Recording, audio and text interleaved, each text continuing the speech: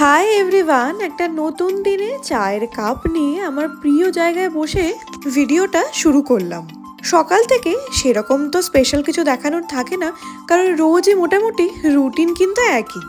মার হাতে ভালো ভালো খাবার আর আমার খাওয়া দাওয়া সেরে অফিস যাওয়া রেডি হয়।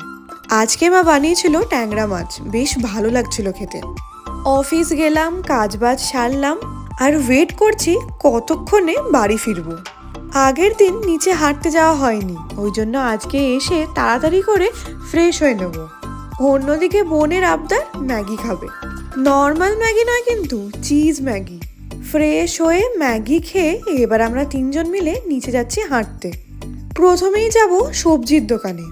শীতকালে সবজি দেখতে তো ভালো লাগে, আসলে এখানকার মার্কেটটা একটু দূরেই বলতে পারো, ওই জন্য যা নেওয়া হয় এই সোসাইটির নিচের দোকান থেকে।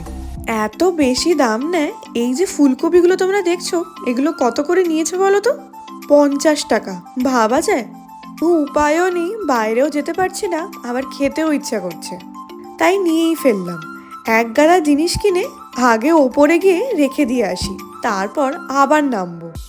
আমাদের এই সোসাইটির ভেতরে মেনলি এই যে পুরো শেরওয়ানি কমপ্লেক্সের ভেতরে দুটো এরকম দোকান আছে, একটা স্টেশনারি দোকান আর একটা সবজির। এর বাইরে মার্কেট থাকলেও এই কমপ্লেক্সটা কিন্তু বিশাল বড়।